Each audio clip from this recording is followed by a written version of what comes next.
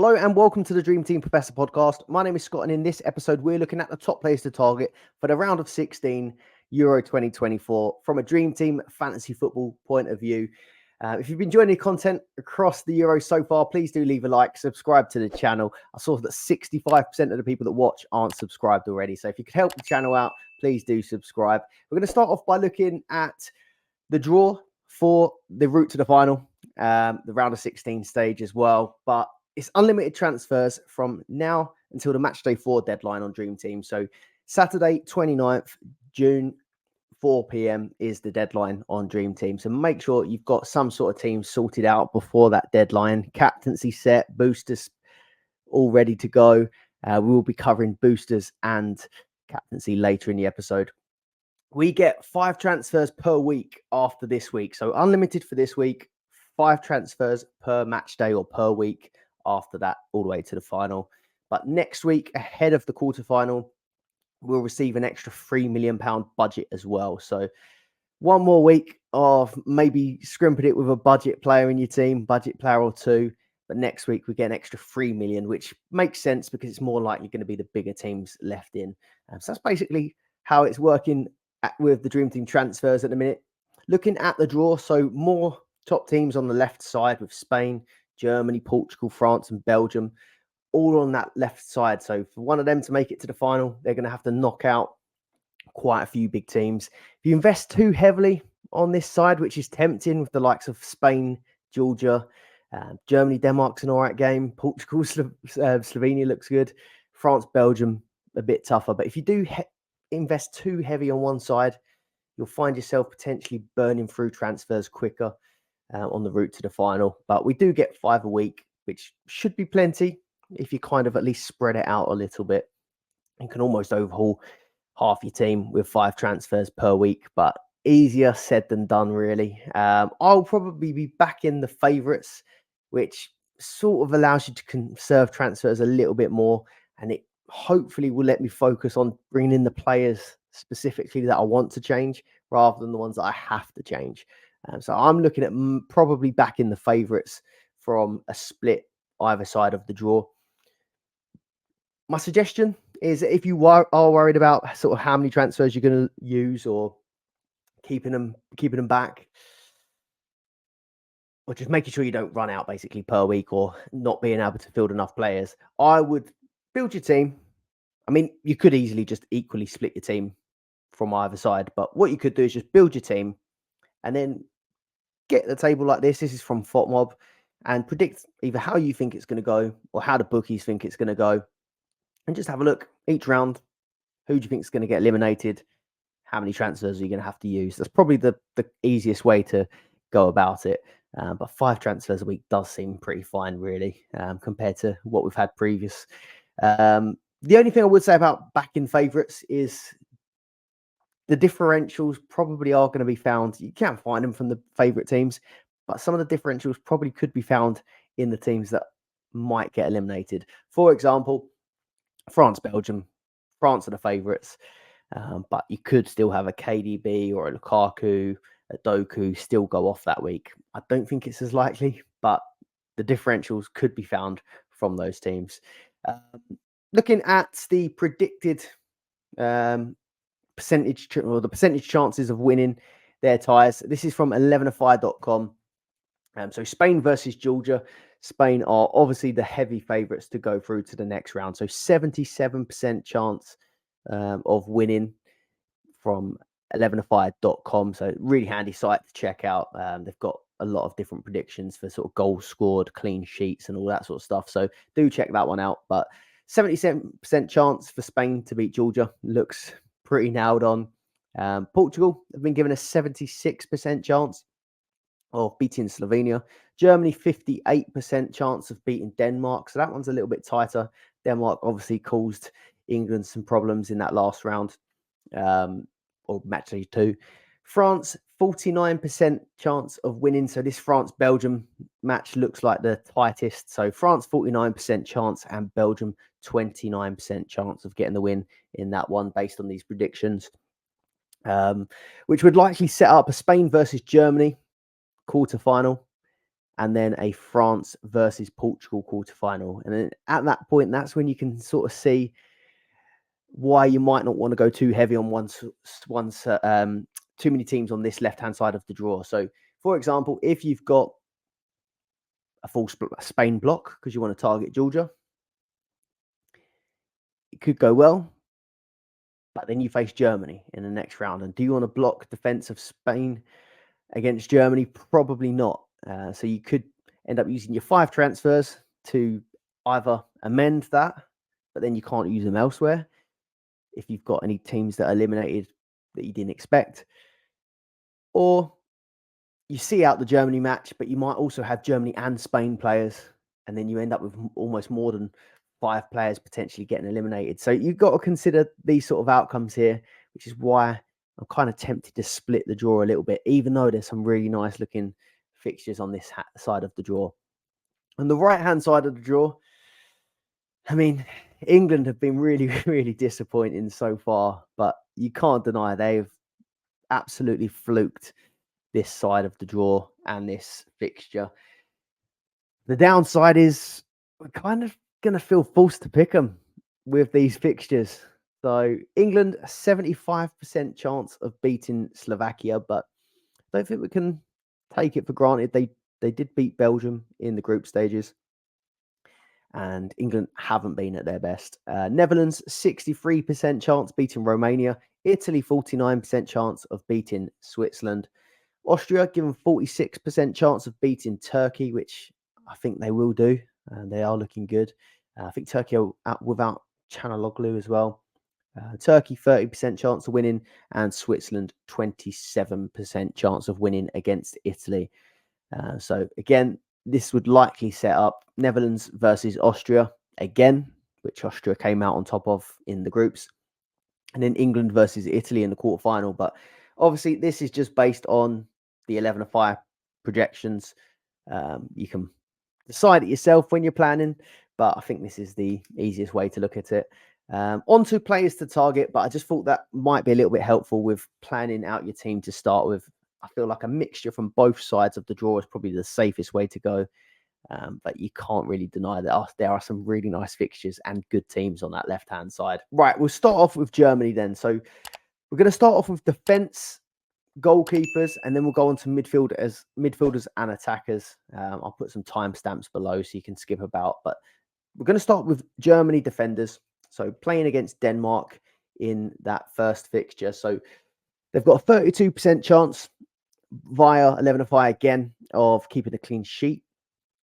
Their record in the groups, 1 clean sheet, 2 goals conceded, and their non-penalty XG was 1.80, which put them 3rd best overall defense in the group stages. Kimmich, 5 million. Now, I still think he's expensive. Maybe he's one to consider when we get the extra 3 million if they go through. But he leads the Germany defense points, 19 points, 3 bonus, 1 assist. You've got Mittelstadt at 3.5, who I've had throughout the groups. Comes in quite a bit cheaper, 3.5, and he's only on 2 points less than Kimmich. So I still think that's the way to go. 3 bonus, 1 assist, exactly the same as Kimmich. However, Mittelstadt is on a yellow card, and yellow cards don't reset until after the quarterfinals. And so I think it's okay to have maybe 1 or 2 and take your chances. But there are a few key players like Mbappe, like Ronaldo, a couple of defenders as well that are in yellow. So maybe just double check your team before you go, because I've already done this and I'm looking and I was looking at Gahey and Mittelstadt, both on yellows. You've got Ronaldo and Mbappe, both on yellows. It's really unlikely, but if you do pick up these extra yellows, you're sort of having to replace suspended players. So one thing to consider. Tar is suspended from the Germany defense for the Denmark fixture, which is going to put them at a disadvantage. Schlotterbeck likely to come in. Rudiger and Mittelstadt both on yellow cards, but there's also talk that Rudiger potentially could be a doubt. You'd think if there's any chance that he plays because they've already got 1 centre back out. If they've got 2 centre backs out for Denmark, then that is a big concern, I think, in my opinion.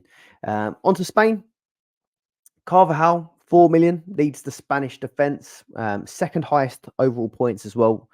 out of the defenders with 22. He's had 1 goal and hit bonus once. So the goal does boost it up quite a lot. But the Spanish defence kept 3 clean sheets in qualifying. Obviously, their main backline sort of kept 2 of those. So his 22 points is just from 2 fixtures. They did rotate basically the whole team. They've been given a 47% chance of keeping a clean sheet against Georgia, which looks pretty nice. And yeah, 3 clean sheets, no goals conceded, 2.23 non-penalty XG conceded as well. So not as good XG as Germany at the back, but yeah, still been a really, really solid defense. Cucurella, 3 million, just 2 points less than Carvajal. So we've kind of got a Kimmich Mittelstadt dilemma going on here. You could just go for the cheaper option in Cucurella. We did see that Grimaldo came in for that matchday 3 game and done really, really well, got like 10 points. But Cucurella has been the first choice left back for these first 2 games and did really, really impress. So just 2 points less. He's got 20 points across 2 games, a huge 7 tackles. He's also created 2 big chances as well in the group stages. So in both of these scenarios, I feel like I'm going to opt for the cheaper of the 2, but I don't mind the double up on Spain for this Georgia match. I know Georgia just scored, 2 goals against Portugal, but Portugal did rotate basically their whole team. I just see Spain as one of these teams that are going to control most of the games in the knockout stages, regardless of how good the competition are. So I still quite like the look of this Spanish defense for the knockout rounds. I am interested in the double up, but Carvajal is also on a yellow. So again, something to think about. Lenormand at 4 million, I'm less interested in. And then the other slot at centre back has changed a few times. So we started with Nacho, we went to Laporte, and then I think Laporte played half a game in match day 3. So I feel like that position is maybe a bit more questionable. But Lenormand, Cucurella, Carvajal seem pretty safe. And I think Spain are going to be a pretty decent defence to target. France, their defence, clean sheet odds is just 22% chance of keeping a clean sheet against Belgium, which is understandable. Belgium, very good attacking team. Their record in the groups, though, 2 clean sheets against Netherlands and Austria, 2 great sides. So they can keep clean sheets in these big matches, which could be a good one to target for the knockouts. Just 1 goal conceded as well. Non-penalty XG, 1.61, which puts them second overall in the group. So quite a pragmatic side in the group stages and quite defensively sound. We saw that Deschamps was playing quite a lot of defensive midfielders, packing out his team with these more defensive players, but it seems to be working for them.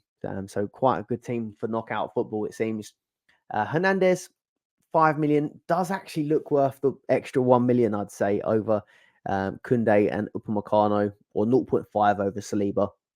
I know I just said I like the drop between Cucurella and Carvajal isn't that much, and the drop between Mittelstadt and Kimmich isn't that much, but the gap in points between Hernandez and these other guys is quite big. So 24 points, he's the top defender overall.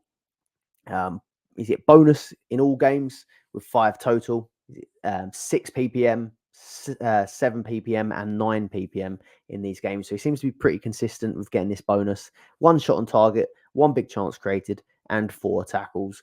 Not really seen many returns from these sort of attacking wing backs or fullbacks, but I think Hernandez probably does look the best when it comes to hitting bonus and getting involved. So I quite like the look of him. It's just, is this Belgium fixture really the one to go for? Koundé, 4 million, 18 points. He hasn't hit bonus. He has got 6 tackles, but no attacking points like chances created or shots on target. So I had Koundé for the last game because I didn't have the budget for Hernandez. But if you can get there, I think Hernandez is worth it.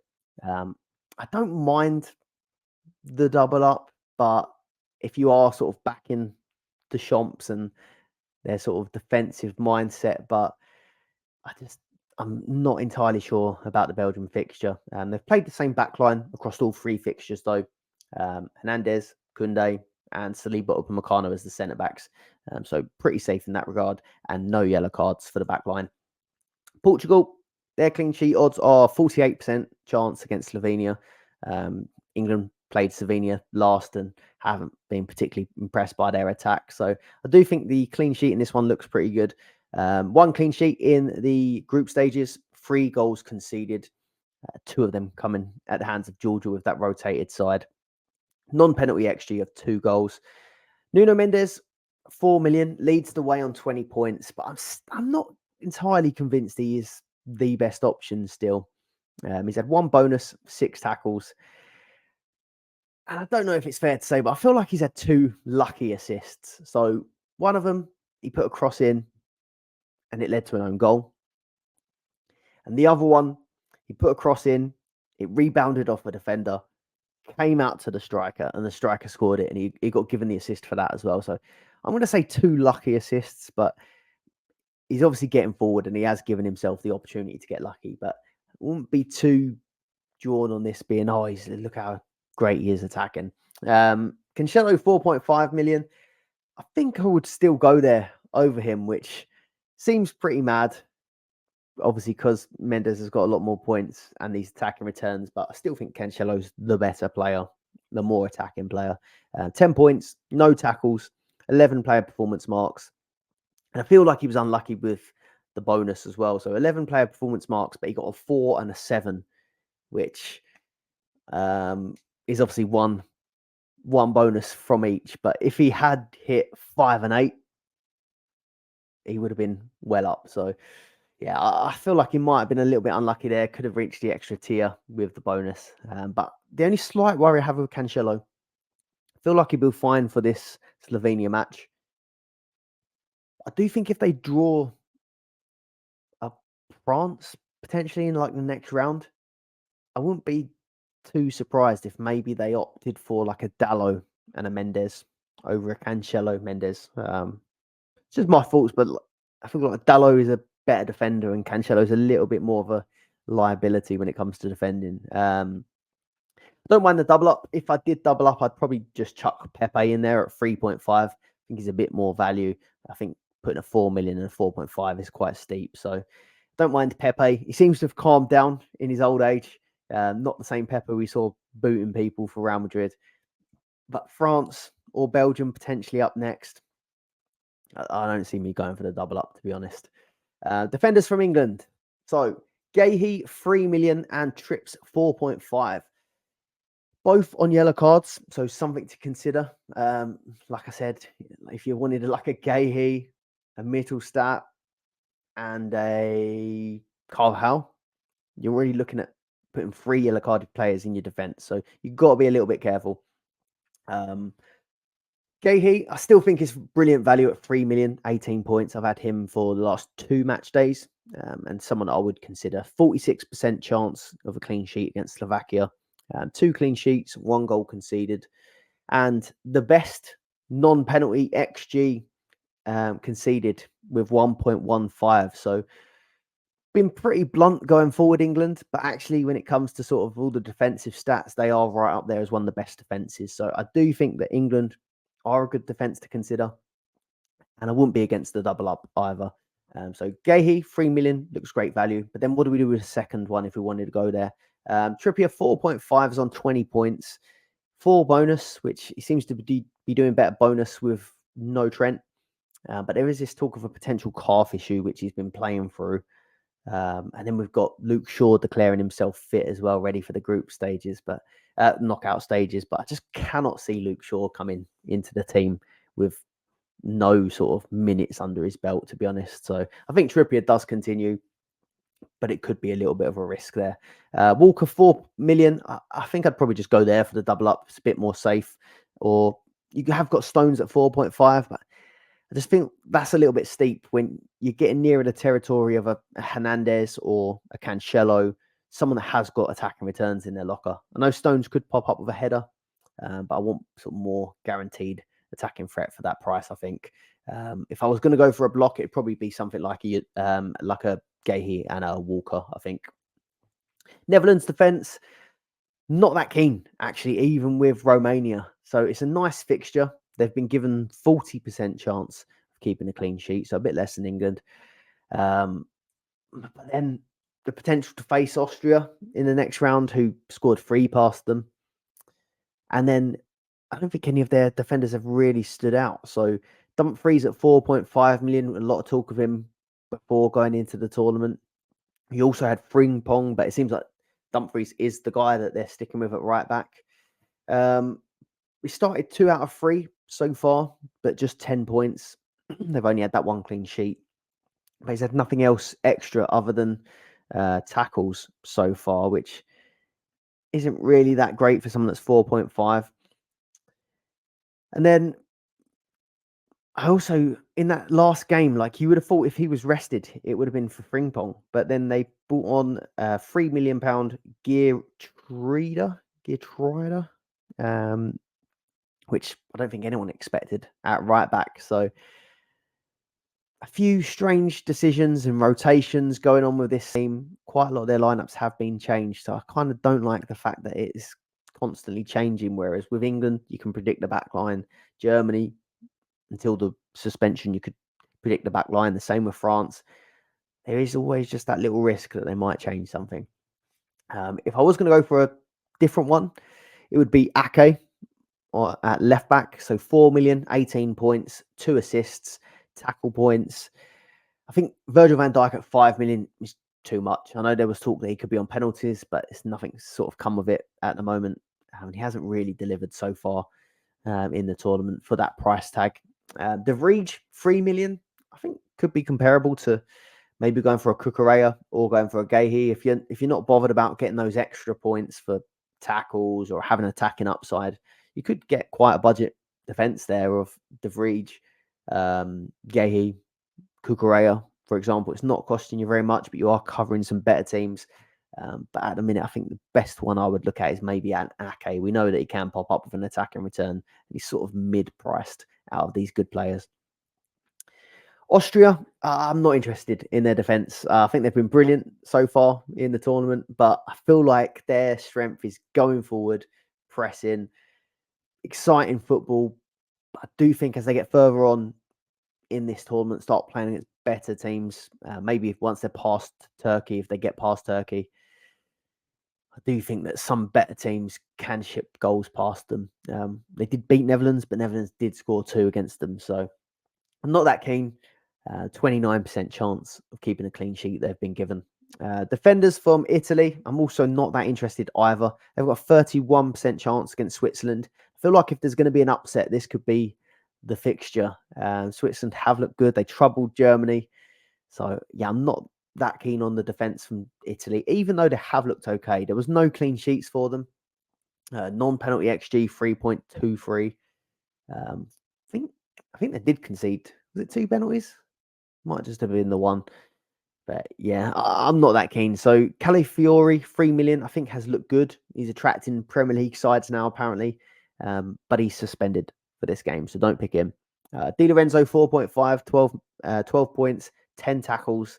7 of those tackles came against Williams from Spain, giving him hell in that match. So he's not going to repeat that all of the time. And then DeMarco, 4 million, who I started off with that for that first fixture. He's just got 9 points. So hasn't really delivered in the groups.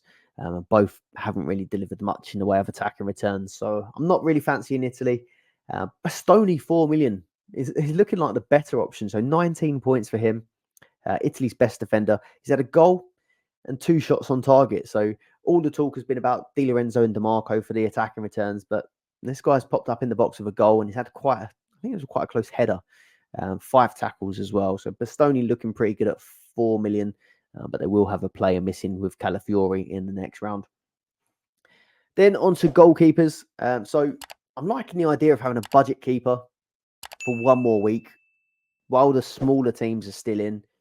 And then we could upgrade with the extra 3 million. But there is still an option that, I mean, if you can't sort of fit in all of these defenses that you want with the good fixtures, you could go for a premium. So we'll chat about both. Marmadashvili, 2 million from Georgia. Not someone that was on my radar really at all, but he's ended up the 3rd highest scoring goalkeeper for points with 21. He's had 21 saves across 3 matches. So he's been absolutely battered with shots, but he is making the saves. So averaging 7 shots, saves per game. Likely to probably go through a bit more of that against Spain. So it could be a good one for save points, just as long as he doesn't concede too many, because you start to obviously lose points as you concede. One of only 6 keepers to hit bonus, and he's the only keeper to hit 3 bonus points in a game. So it does look like an interesting option at 2 million. You could go lower at 1.5 with Dubravka, who I've had through the groups. He's had 16 points, so a decent return from him. Same logic applies, more chances for saves. But you could say maybe he's got more chance of a clean sheet when we've seen how blunt England's attack has been. 12 saves across 3 matches for Dubravka. Or maybe you could go for a 1.5 Romanian keeper with Nita. 13 saves, 15 points, and up against the Netherlands. So they're your budget picks. I think if I was going to go to budget option, I'd probably just stick with Dubravka, to be honest. But I think there's an argument for Marmadashvili of Georgia. Premium options, if I was going to go there, I'd probably go for Simons at Spain, so 4 million. He's had the most clean sheets, or Spain have had the most clean sheets with 3, but Raya did keep the last one. But I just think that is a really good fixture against Georgia. He had the penalty save as well against Croatia, but the only thing that you may consider is that if you go for a Simon, do you think that they could get knocked out by Germany or concede against Germany in the following round? And then you're looking at maybe changing your keeper. If you do pick keepers from the left-hand side, I think there's probably more chance that you're going to have to change them. Or you could go for the better side of the draw or the easier side of the draw with Pickford or Verbruggen. 4 million Pickford. I think England got really good defensive stats, some of the best defensive stats actually, and favourites to progress all the way through to the final. So if you are back in England, you're back in Pickford and the England defence. I think he could be a good shout at 4. Or Verbruggen, 3.5. It's a worse defence than England, but again, better side of the draw than the left-hand side. So could be an option at 3.5, but probably gives up a few more saves chances. If you found this useful so far, please do leave a like, subscribe to the channel. And also, we'll be doing a live stream with the Dream Team Tonic later tonight. So do check that one out. Go over to the Dream Team Tonic podcast, subscribe to the channel, hit the notification bell, and get notified when we go live, because we'll be sharing some information of who we think are the best teams to target. But it's nice to have opinions from multiple people, because my opinion isn't always that good. So it's nice to have an opinion from multiple people. We'll be asking questions, answering questions from all of our Patreon community as well. So do head over to that. Join us for the live stream. England, midfield and attack. So England are on the nicer side of the draw, but they're yet to really function that well in attack. So Bellingham, Foden, causing a bit of a dilemma. Foden, I think, went back home for the birth of his child earlier this week, but apparently is back, ready to play. Bellingham, someone I brought in last week after what I thought was a fairly decent performance in the first game, a poorer performance in the second, but he still seemed to be scoring points, which was appealing to me. But it just seems to be a problem with that number 10 and that left wing. We've got 2 number 10s. One's being pushed left, one's playing central. Whoever's central at the time seems to be playing better. So Bellingham started better while Foden was out on the left. Foden was getting pelters. And then in the most recent game, Foden was drifting central more, especially in the second half. And then Bellingham found himself in some wide positions. And funnily enough, he seemed to play a little bit worse in that game.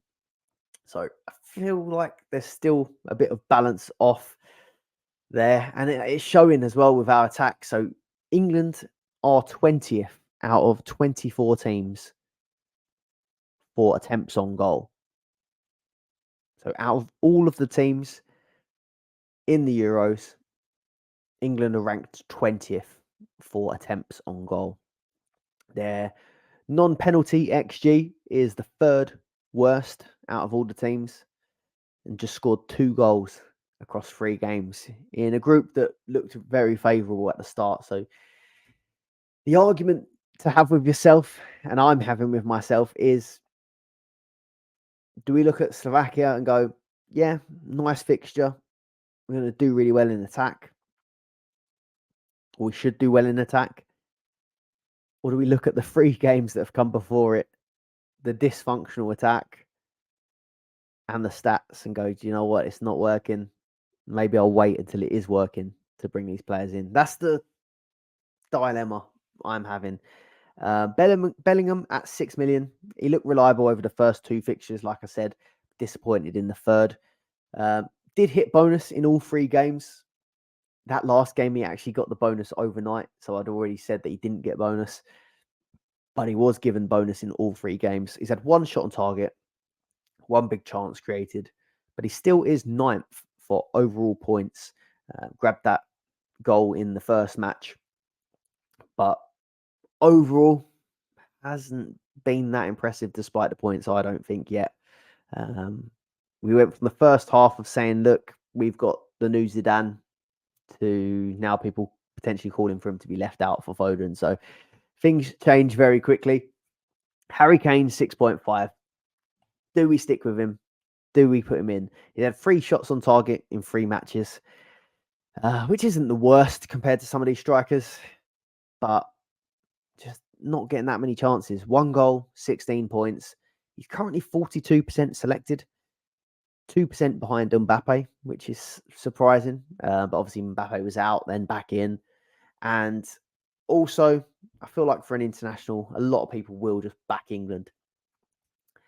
But it feels risky to back against that 42%. So this is where the dilemma comes from. He hasn't performed well, though. Things may change, but I feel like bring him in is kind of wishful thinking. It's not to say that I'm not going to bring him in. I've had him for all 3 matches. But yeah, just kind of hoping that England do better rather than looking at what we've seen so far. Foden, Saka, as good as they are as players and as they were in the normal Dream Team season, I currently can't pick them. 3.3 average for Foden in 3 starts and 3.7 average for Saka in 3 starts. Saka did get 7 ppm in 2 of his games, so was close to getting 3 bonus points in each. But yeah, again, I just feel like picking them is kind of a little bit of hope rather than what we've seen. Portugal up next. So highest non-penalty XG with 5.76 compared to England's 2.19. And that is the best of all teams. So Portugal creating the best chances, 3rd most shots on target with 36. Most shots, not shots on target, with 36 compared to England's 23 attempts.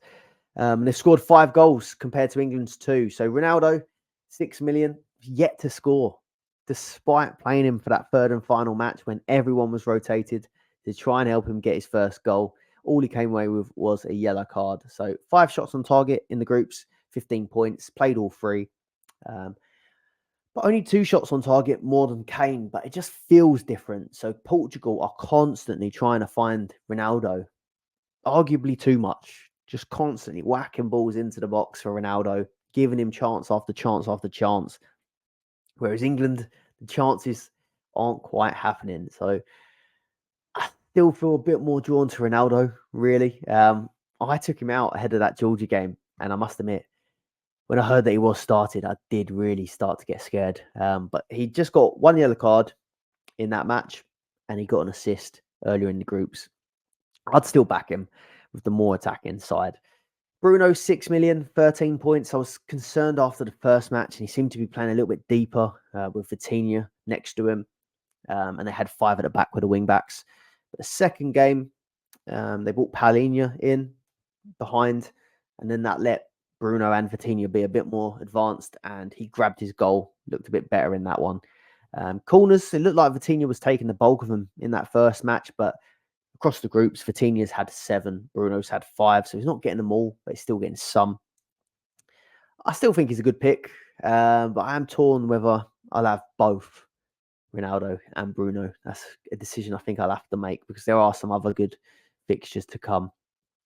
Vitinha, 3 million. Nice budget option, and his points have reminded me a bit of Ruiz. He's had sort of multiple ways of scoring. He's hit bonus in both matches, 13 points in total, 5 points, 9 ppm against Turkey, so doing really well in that match, and then 11 player performance marks against Czechia, 3 bonus, 2 shots on target, 2 tackles. So seems to be reliable across this sample size of 2 matches for points across a variety of different ways, which is interesting, not just relying on attack and returns. And if he does end up with France, maybe that could also be a busy sort of game for tackles. There is going to be a real midfield battle in that one. So quite like the idea of Vitinha, actually, even though it's someone that I wouldn't usually pick. And then Bernardo Silva, 4.5. I'm favouring him over Leao. I know Leao is brilliant, but he's had 2 early subs, whereas Bernardo has played 2 lots of 90 minutes. Leao, he went off in the 63rd in the first match, and he went off at half time in the second match, picking up 2 yellows and then getting suspended for Georgia. So hasn't been the best time for Leao. I think I would opt for Bernardo over him. Germany in their attack, so 4.31 non-penalty XG, which is the 5th highest. They've had the most shots of all teams with 39, which Scotland probably helped in that, going down to 10 men.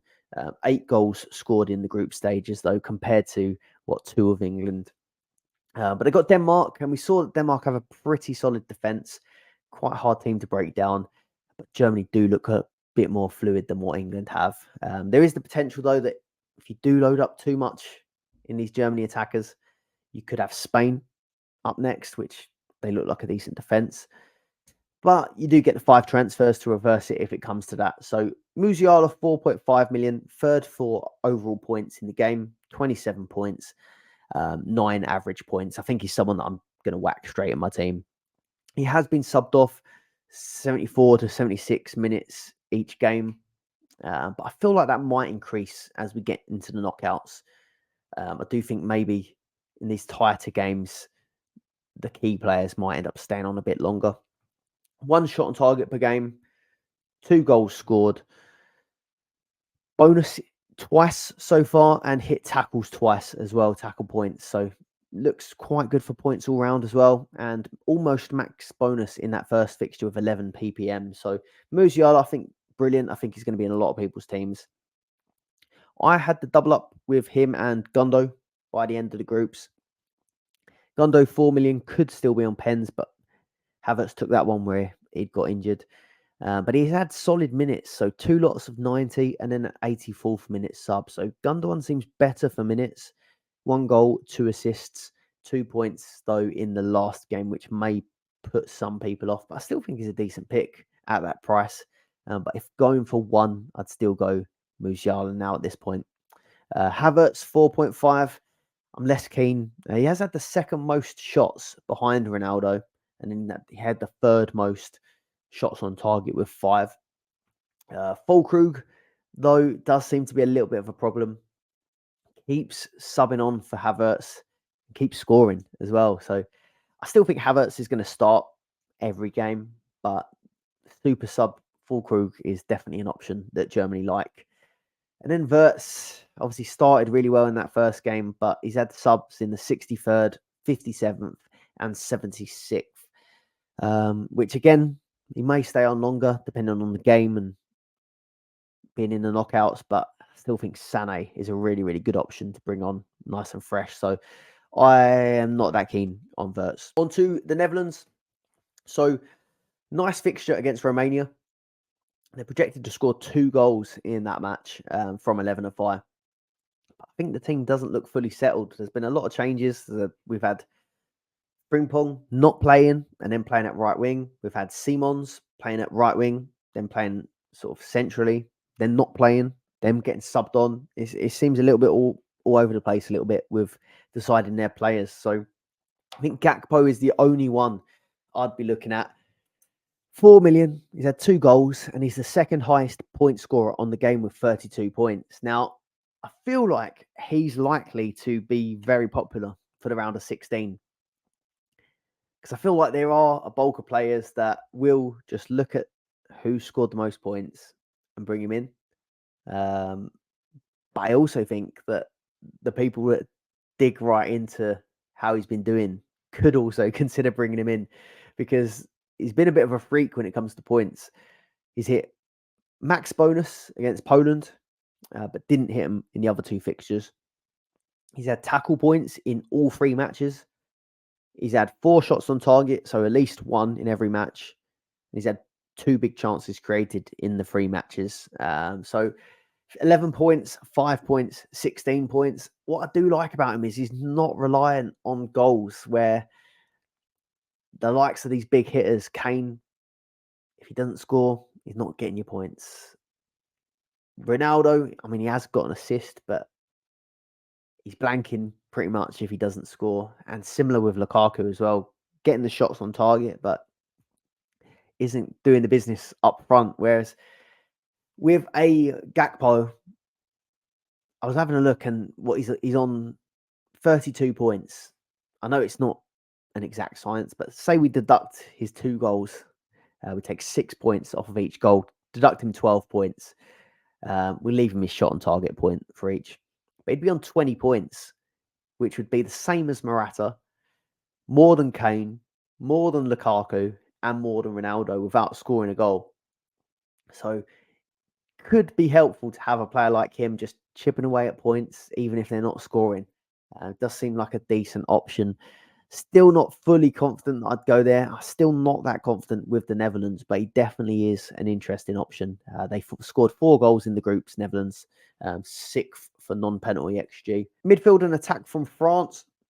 So tough fixture against Belgium, but I do still expect them to win. It's then followed by Portugal, and I think I fancy France to get far. I guess it'll be potentially that clash against Germany, Spain that could cause problems. But at the moment, I still do fancy France over Belgium and then potentially Portugal. Mbappe 7.5. I feel like he's the only player at the moment that I feel is a must-have. 13 points average over the last 2 games. Obviously, had that game off when he bashed his nose in. 1 goal, 1 assist, 3 bonus and 5 bonus in those. 6 shots on target across 2 matches. So all action, everything's going through him in that striker position, and lots of involvement. Absolutely smashed it in that last match. I see people with goal bonus and captain on him getting 44 points compared to just 18 having him in your team. I'm less interested in a second attacker from France. They've had 5.10, 5.1 non-penalty XG. Although only scoring 2 goals. So the chances are there, the shots are there, but they're just not really putting them away at the moment. They are a little bit more pragmatic than some of these teams like a Spain, but they are still creating good chances. And Mbappe is an awesome pick. Dembele 4.5. It'd probably be the second option I'd go to, but I'm not keen. He's played every match at right wing, 14 points, 4.7 average. He's had 2 lots of 7 ppm, so maybe a little bit unlucky not to have more bonus. 1 shot on target though, and an assist for winning a pen. Not keen. And Griezmann as well, 6.5. It's a lot of money. His best match came without Mbappe in that second fixture, and he was rested in the 3rd fixture, and Deschamps sort of hinted that he had fatigue. He will be playing, I imagine, in the knockouts, taking corners, set pieces. 3 shots on target, though, all came in that game without Mbappe, so not that keen on Griezmann. Belgium, I'm pretty down on Belgium at the minute after seeing them draw France. So 4th overall for non-penalty XG, 4.34, but only scored 2 goals. So they failed to score in 2 of their group matches and had the easiest group. You could say they've been quite unlucky with Lukaku's finishing, 3 offside goals, but it isn't great. They're not looking the best for scoring. And now they've got France. It's just put me off, to be honest. Lukaku, 5.5. I'm giving up on him, I think. And I think a lot of other people will. Be typical that he goes on to score against France, but it's just not happened. 7 shots on target, the most of anyone. 3 offside goals. But this just doesn't feel the game where he's going to get a lot of chances. Kevin De Bruyne, 7 million, 22 points. I think he's been impressive.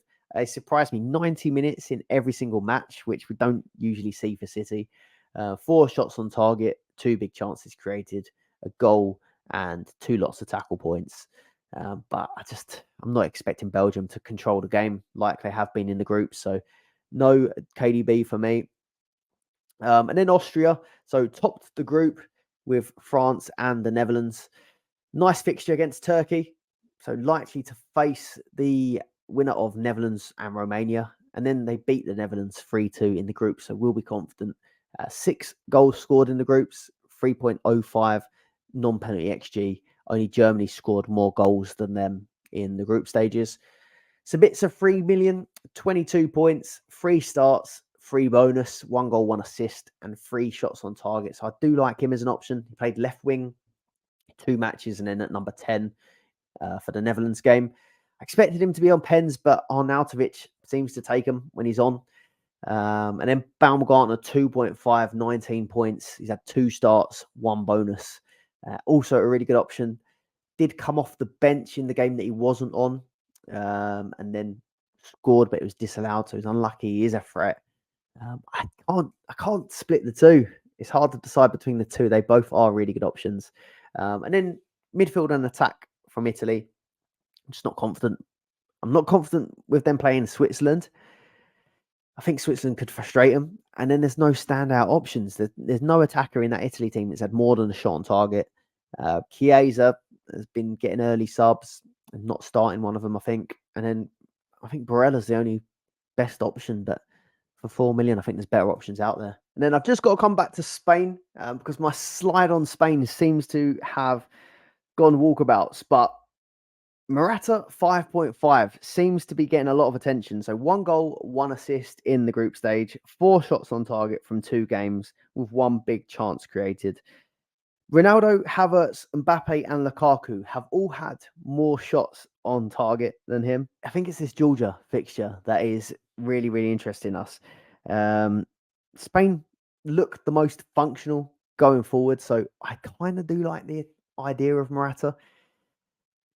And I do like that he's got 2 really good wingers either side of him as well. So Lamal and Williams creating plenty of chances for him. I do like it.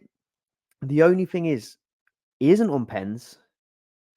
And he had a 68th minute sub and a 78th minute sub. So he doesn't seem to play the full lot of minutes either. So I do think it is a good option. Spain have got a really good attack. I'm just not 100% there, but he seems to be gaining a bit of traction online. I think Dream Team put an article out with putting him as one of their captaincy picks as well. I don't dislike it. I've had him in and out of a couple of my drafts. I'm just not entirely convinced. Something doesn't seem right. It's kind of weighing up do we go for like a Kane, who is a deadly finisher? The team is doing really poorly, not creating many chances. Or do you go for Morata, who, let's face it, became a bit of a banter player at one stage for his misses, but he's in a really well-functioning Spain attack and seems to do a lot better for Spain. It is a really hard dilemma, but I do think he is someone that we should be interested in. Fabian Ruiz at 3.5 million. Again, not someone that I would usually be considering, but he has impressed. So 1 goal, 1 assist in that first match. After that, I still thought, it could have been a fluke. I don't fancy him to repeat it. Got that 14 points, got the bonus, but then did repeat it for Italy. He didn't get the attack and returns, but he come away with 9 points even without a return. So hit tackles, got a big chance created, 2 shots on target, and 3 bonus points. So I do think at 3.5 million, he could be someone that we're interested in. And against Georgia, he's not going to be needed to defend as much. So if they go through and they face Germany, I do think they're going to probably have to have someone defend more deep with Rodri. But for this Georgia match, I do think there's a chance that he does get forward quite a bit, maybe with Pedri as well. Yamal and Nico Williams at 4 million. So Yamal's got 14 points, 1 assist, and has looked fantastic. And then Williams, 4 million, just at 8 points, which is a bit underwhelming, but he did look really good in the Italy match. I like them both. I just don't know if I've seen enough of them to want to pick them at this stage. I do think they could do really well in this Georgia match, but I think out of the three, I'm still going to lean towards Morata, which some of you might find a bit crazy. Right, on to boosters and captaincy. So if you've got the whole lot available for the round of 16, I'd say goal bonus looks the best. More likely goals in this one with the lesser teams still remaining than going into the later rounds. Max captain, still think that's a decent one with plenty good teams and some good teams versus weaker teams. So more points all round it should be. And obviously, like you might want to captain an Mbappe, but it's a tough fixture where there's some good strikers playing against lesser oppositions. You could then get the best of both worlds with this max captain. 12th man, I think it's the less important for this week, but if it is all you have left, I still probably would use it this week. If there's someone that's unreachable on budget, you can fit an extra premium in there. And next week, everyone gets an extra 3 million. So will it be as beneficial to get an extra player in there when everyone's got a bit more money? There could be less teams, there could be less premiums if there's an upset. So I think if that was all I had left, I would use it this week. But I feel like max captain and 12th man, if you've got the full lot left, I think them two could be better off next or later on. But goal bonus, if you've got it, I think round of 16 looks good. Captaincy, I'm expecting Mbappe to be the most capped after last week. He's my most likely captain, I think, that I'm leaning towards after that performance last week. It's just too good. Ronaldo probably would be my second choice, despite no goals. It's a nice fixture, isn't it? And they're getting closer. He's getting closer. They're trying to get him this goal, and I think it is going to come eventually on penalties as well. Kane, Lukaku. These are probably going to be differential at this point. I think a lot of people have grown frustrated, including me. I think I've captained both of these two. I played max captain, and I think I've captained Kane and Lukaku separately, and both have been pretty disappointing. Possible differential if returning. The only thing is Kane could always be popular. I feel like the masses are from England that play this game, and a lot of people will just be back in England. So there is a chance that Kane's quite highly capped anyway. And then I feel like the two differentials I'd point out is maybe Morata and Gakpo. Morata probably because the good fixture and Spain's good attack. But Gakpo, it's a nice fixture, and we did see that he can score points in a whole variety of ways. So not as reliable on just goals. But if I was playing goal bonus, I wouldn't be going for a differential captain. I don't think I'd be going for one of the big hitters for goal bonus. If you've enjoyed that video, found it useful, please do leave a like. This is my team update so far. So current rank is at 6.2k, slowly working my way back from around 200k at the start. 63 points for the game week, 219 total. So Bellingham, KDB, and Kunde all came in, but it was pretty ineffective in the way of moves. Bellingham with 3, Kunde with 3, and KDB with 4 points. So yeah, not the best returns really. Lukaku was my captain, so poor result for him really. Mbappe smashed it, and I had him as my 12th man. And I still think I sort of lost points for every point that he got, just because there were so many captained him, so many max captains, and so many goal boosters or bonus played last week. Like I said, I saw people with 44 points with goal bonus and captain on Mbappe. So yeah, if I'd have captained Mbappe, it would have been much different. But I was always thinking of getting him in as 12th man actually. So not too unhappy with where I am at the minute, but I am starting to feel like maybe I've got to do something a little bit different, something maybe a little bit out there to try and close the gap. But I do like the way this draw has been spread out, because it has given us a bit of stuff to think about, and I think there could be opportunities to go a little bit different. So let me know how you got on this game week. Give a comment below what your overall rank is, how you're getting on in general. Hope you found this useful for your planning for the round of 16. Please do like, subscribe, and come over to the Dream Team Tonic podcast tonight.